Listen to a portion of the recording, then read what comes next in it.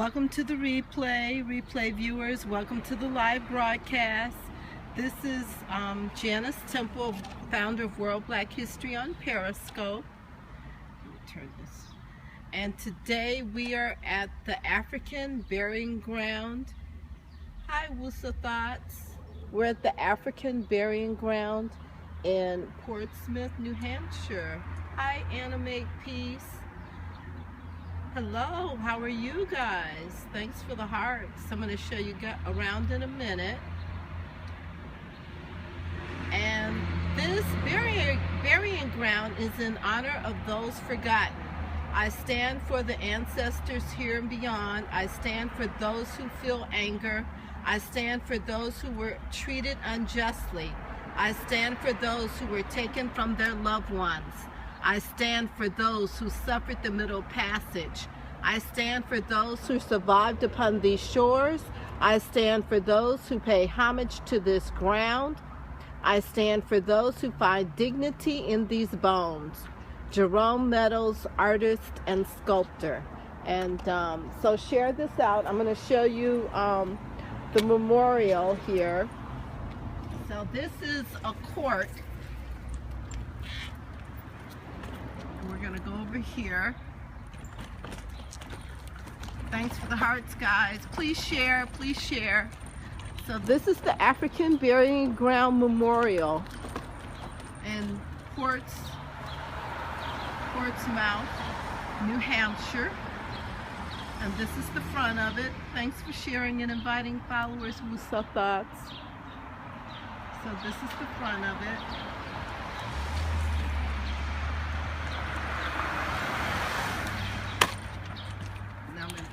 Take you around to the other side. If you want, you guys can get a screenshot.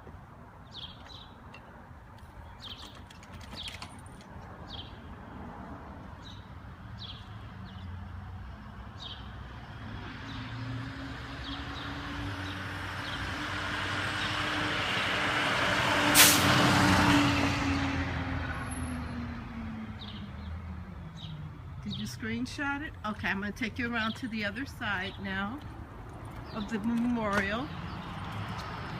And there's a woman on this side.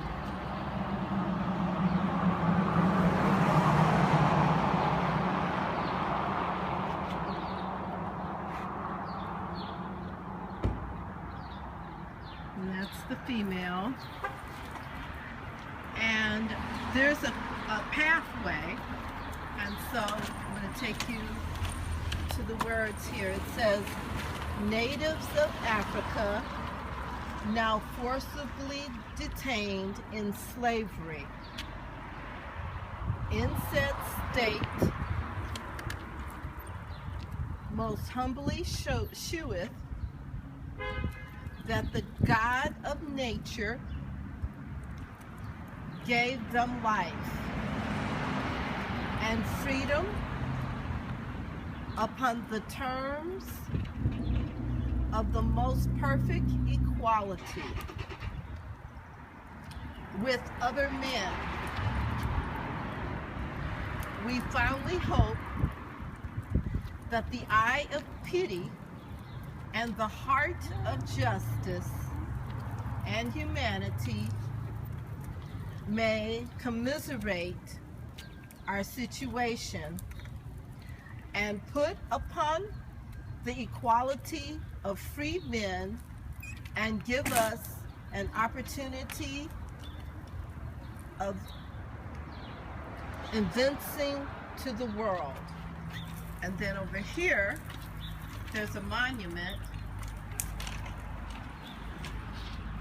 And it says again, I stand for the ancestors here and beyond. I stand for those who feel anger. I stand for those who were treated unjustly. I stand for those who were taken from their loved ones.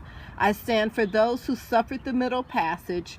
I stand for those who survived upon these shores. I stand for those who pay homage to this ground. I stand for those who find dignity in these bones.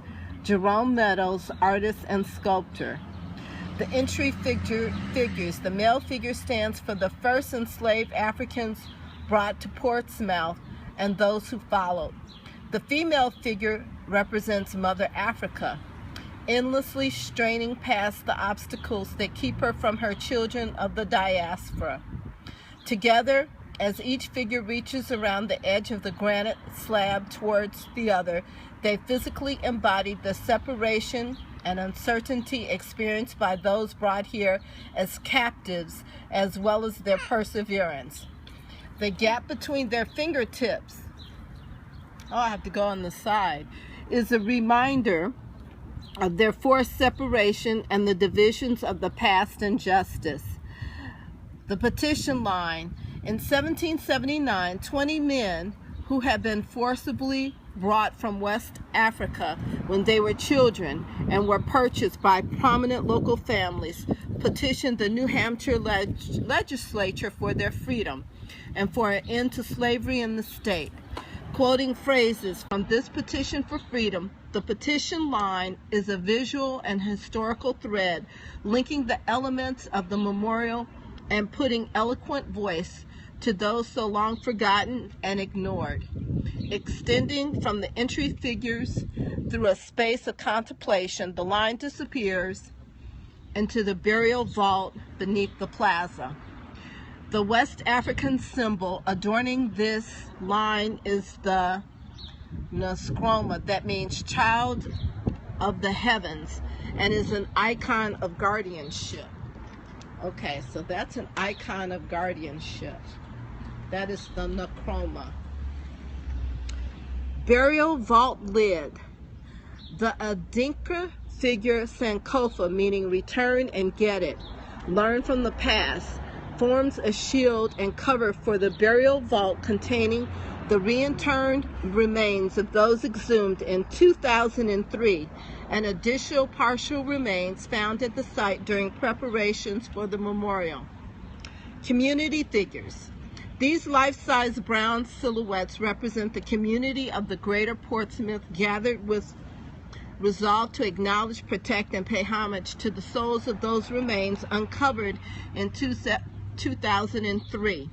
Each figure bears a line from the poem by memorial designer and sculptor Jerome Meadows, inspired by this sacred place. Decorative railing. The design is based on the African kente cloth motif suggested of boat paddles. The ceramic tiles embedded in the railing were created by students from Portsmouth's public schools. By forming the tiles, these school children link hands with past children who worked here and future generations who will stop to remember and stand for those forgotten. We stand in honor of those forgotten. This memorial was created by the people of Portsmouth. Those buried here are not part of Black history or white history. This is our collective history. The symbol chosen to represent the solemn intent of this African burial ground memorial and its close historical connection to West Africa is the distinctive Sankofa symbol from the Akan people of Ghana. For those Africans forcibly removed from their homeland to be enslaved in America. And for those of us reflecting on that history now, we take the Sankofa and its timeless meaning to heart. Return and get it, learn from the past.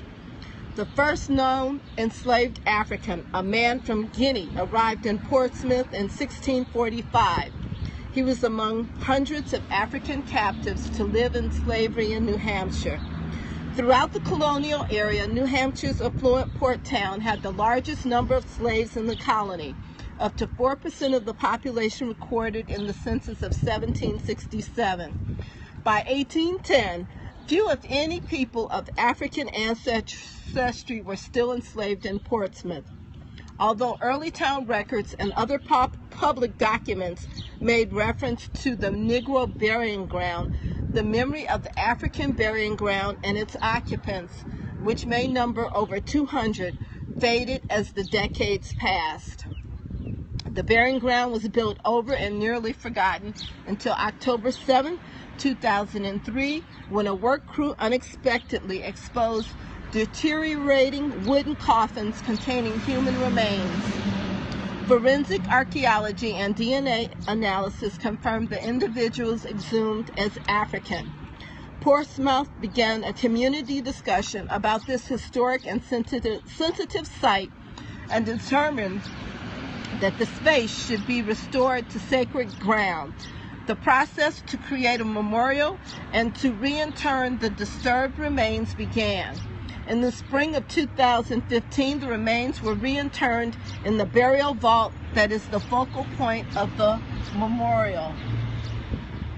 The Portsmouth African Burying Ground Memorial stands for those who were forgotten. This burial site acknowledged their humanity and ours. Excuse me. With design elements chosen in a series of the community dialogues about the past, present, and future. This memorial provides an opportunity to look back and reflect on the history shared with those buried here. In a space whose extent is not fully defined, although their identities are not known, their presence beneath our feet urges us to recognize them and others forgotten as individuals with stories that come alive as we look back and remember. And okay, so there are more words over here on this side that we're going to look at. Our love and freedom by exerting ourselves in cause in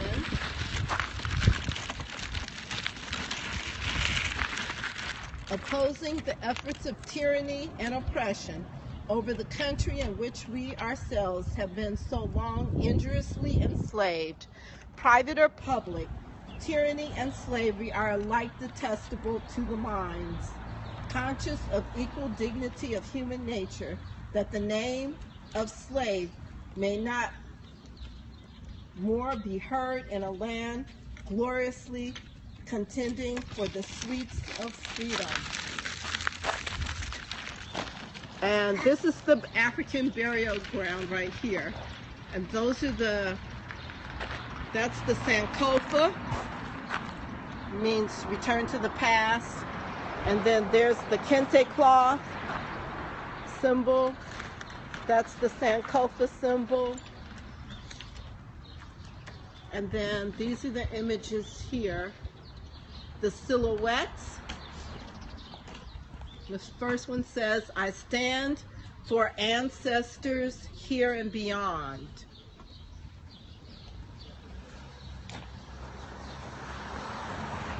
I stand for those who feel anger.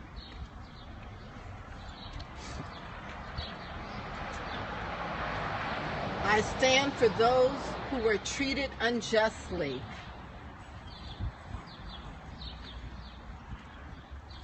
I stand for those who were taken from their loved ones. I stand for those who suffered the Middle Passage. Hey, what's up? I stand for those who survived upon these shores. I stand for those who pay homage to this ground. I stand for those who find dignity in these bones. And then over here, that's the Sankofa symbol as well. It says the first black person recorded in Portsmouth history arrived in 1645. In 1708, New Hampshire's Governor Dudley reported that there were 70 enslaved Africans in the county. A few black people in the colonial Portsmouth were free. Most were not. And then they also have another one over here.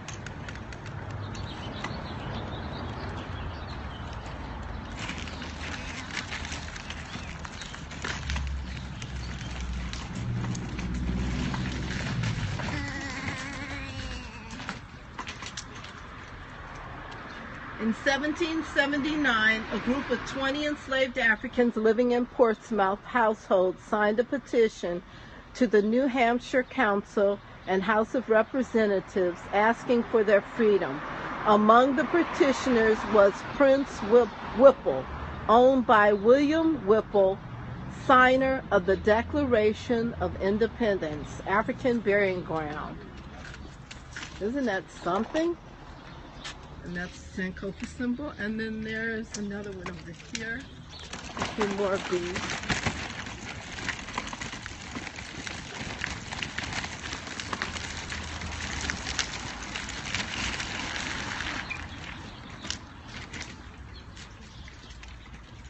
In 1760, Portsmouth town records referred to this site as the Negro Burying Yard.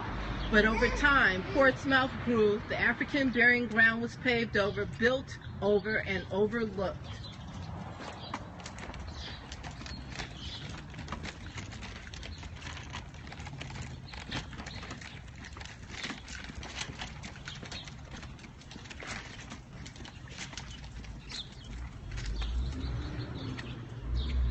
Documentary evidence indicates that the African burying ground was in use as early as 1705.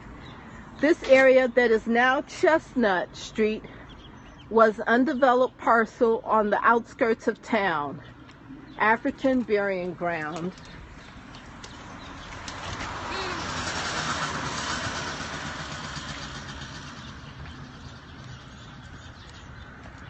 Ah, yes, so now you can see that Mother Africa,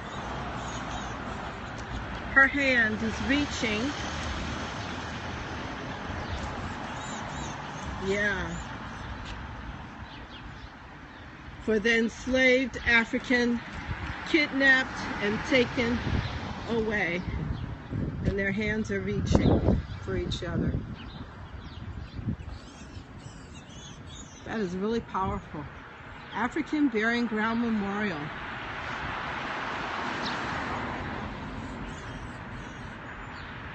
Thank you so much, Roderick. I appreciate your heart and for joining.